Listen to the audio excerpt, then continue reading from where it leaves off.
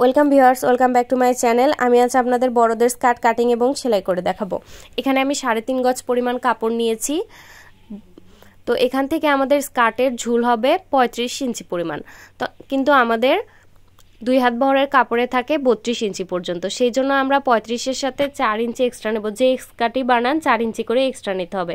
তাহলে 35-এর সাথে 4 ইঞ্চি নিলে 39 ইঞ্চি, কিন্তু আমাদের কাপড় রয়েছে 32 ইঞ্চি। এই জন্য আমরা 7 ইঞ্চি করে এখানে টুকরো কাপড় কেটে নিচ্ছি 4 পার্টে, কারণ আমাদের কুচি হবে। তো কুচির জন্য আমাদের এইভাবে 4 পার্ট করে কাপড় কেটে নিতে হবে। তো দেখুন আমি এইভাবে 4টা টুকরা কেটে নিয়েছি। তো ছোট বাচ্চাদের ক্ষেত্রে 5 থেকে 7 বছরের বাচ্চাদের জন্য 2 গজ কাপড় নিলেই স্কার্ট হয়ে যাবে। আর লম্বায় আপনাদের সবসময় 4 ইঞ্চি এক্সট্রা নিতে হবে।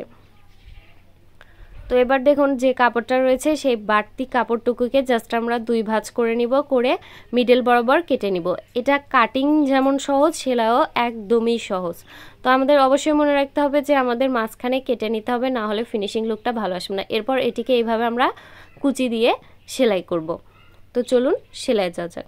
বন্ধুরা, আমি আপনাদের জন্য ছোট থেকে বড়দের পোশাকের রেগুলার সেলাইয়ের ভিডিও আপলোড করে থাকি। আমার চ্যানেলের সকল ভিডিও সবার আগে পাওয়ার জন্য প্লিজ চ্যানেলটি সাবস্ক্রাইব করে পাশে থাকা বেল বাটনটি অলে ক্লিক করে দিবেন। এবার দেখুন নিচের টুকরোর পাড়ের যে কাপড়গুলো রয়েছে সেগুলোকে আমি জোড়া দিয়ে নিচ্ছি। তো এইভাবে 2 সোজা দিক একদিকে রেখে এখানে 2টা পার্ট কাপড়কে আমরা জোড়া দিয়ে নিচ্ছি। তো কাপড়টা আমরা নিচে যখন ঘেরে লাগাবো, এটা আপনারা এলাস্টিকের ঘাটে লাগাবেন না, নিচে লাগাবেন, তাহলে সুন্দর ফিনিশিং লুকটা আসবে। কারণ দেখুন এই কাপড়ের ফুলটা আমাদের লম্বা দিকে রয়েছে, এই জন্য এটি আমরা নিচের দিকেই দিয়ে দিচ্ছি। তো এবার দেখুন 2 সোজা দিক একদিকে রেখে আমরা ঘেরের কাপড়ের সাথে নিচের জোড়ার কাপড়টাকে লাগিয়ে নিচ্ছি 1/2 ইঞ্চি পরিমাণ বাড়তি রেখে রেখে। আর এখানে যে বাড়তি কাপড়টুকু হবে সেই কাপড়টুকুকে আমরা কেটে ফেলে দিব। ভিউয়ার্স, আমার চ্যানেলে জর্জেট 3 পিস, বিশাল 3 piece, georgette blouse, bra cutting blouse, সাধারণ ব্লাউজ, ছোট বাচ্চাদের বিভিন্ন ডিজাইনের জামা, পেপার কাটিং করে ভিডিও, নতুন আপুদের জন্য সকল কিছুর ভিডিও রয়েছে। আপনারা চাইলে ভিজিট করে দেখে নিতে পারেন। এছাড়াও ছোট থেকে বড়দের পোশাক সেলাই রিলেটেড যে কোনো কিছু শিখতে চাইলে অবশ্যই আমাকে কমেন্টে জানাবেন, আমি আপনাদের সেটির ভিডিও আপলোড করে দিব। আসলে ফিডব্যাক না পেলে ভিডিও করার আগ্রহই কমে যায়। আপনারা কমেন্টে অবশ্যই জানাবেন এবং ভিডিওটি ভালো লাগলে লাইক দিবেন এবং বন্ধুদের সাথে শেয়ার করতে একদমই ভুলবেন না। এবার দেখুন আমরা চাপ সেলাই দিব। তো চাপ সেলাইটা দেখুন আমরা নিচের পাড়ের কাপড়ের উপর দিয়ে দিচ্ছি, উপরের পাটের কাপড়ের উপর না। তো এইভাবে দেখুন সাইড ঘেঁষে ঘেঁষে আমরা চাপ সেলাই দিয়ে দেব। তো যখনই আমরা কোনো কিছুতে এইভাবে জোড়া দিব তখন আমাদের খেয়াল রাখতে হবে যে আমাদের চাপ সেলাই মাস্ট দিতে হবে, এতে করে সেলাইটা একদম ফিনিশিংভাবে বসে যায়।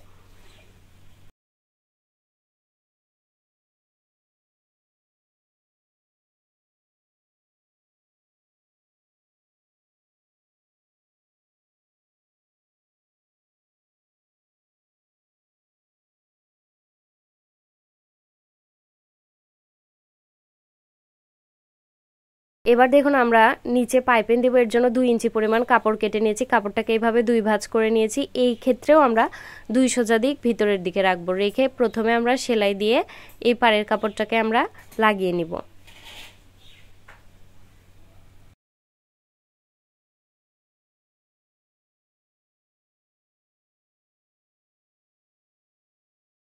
এইভাবে 2টা পার্টে সেলাই দেওয়ার পর এইভাবে চিকন করে ধরে আমরা যতটুকু মোটা বা চিকন পাইপিং রাখতে চাই ততটুকু করে নিয়ে আমরা চাপ সেলাই দেবো। অবশ্যই খেয়াল রাখতে হবে চাপ সেলাইটা হবে আমাদের জামার কাপড়ের উপর, পাইপিংয়ের কাপড়ের উপর না।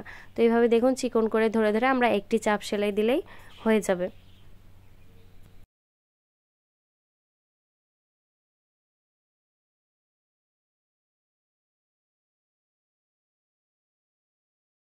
তো আমাদের 2টা পার্ট রেডি হয়ে গিয়েছে। এবার 2 সোজা দিক একদিকে রেখে নিচের দিকটা সমান করে ধরে আমরা উপরে পর্যন্ত 2 সাইডে প্রথমে সেলাই দিয়ে নিব।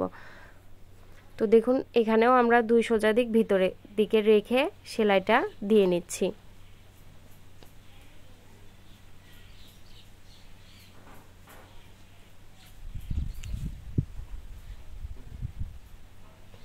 তো এইভাবে আমাদের 2টা পার্টের একসাথে করে সেলাই দেওয়া হয়ে গেল। যেহেতু এখানে আমরা স্কার্টের সেলাই দিচ্ছি সেই জন্য আমরা এখানে ডবল সেলাই দিয়ে দিব। এবার সেলাই দেওয়ার পর দেখুন আমি মোটা 1.5 ইঞ্চি পরিমাণ এলাস্টিক লাগাবো। এর জন্য দেখুন এইভাবে মোটা করে ভাঁজ করে নিব 2 ইঞ্চি পরিমাণ করে। ভাঁজ করে নেওয়ার পর এক সাইড থেকে ধরে এইভাবে আমরা সেলাই দিব এবং 1 ইঞ্চি ফাঁকা রাখবো। আমরা সেফটি পিনের সাহায্যে এলাস্টিক লাগাবো এই জন্য। তো দেখুন এইভাবে ঘুরিয়ে ঘুরিয়ে আমি পুরোটাই সেলাইটা দিয়ে নিব।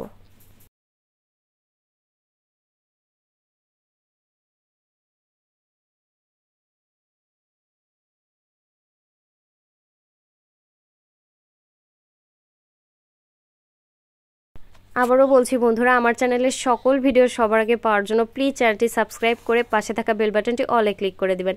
তাহলে আমার চ্যানেলের সকল ভিডিও সবার আগে আপনাদের কাছে পৌঁছে যাবে, তাও বিনামূল্যে। এবং ভিডিওটি ভালো লাগলে অবশ্যই একটি লাইক দেবেন এবং যে কোনো প্রশ্ন থাকলে অবশ্যই আমাকে কমেন্টে জানাবেন, আমি আপনাদের সেটির ভিডিও বা সেই প্রশ্নের উত্তর দিয়ে দিব।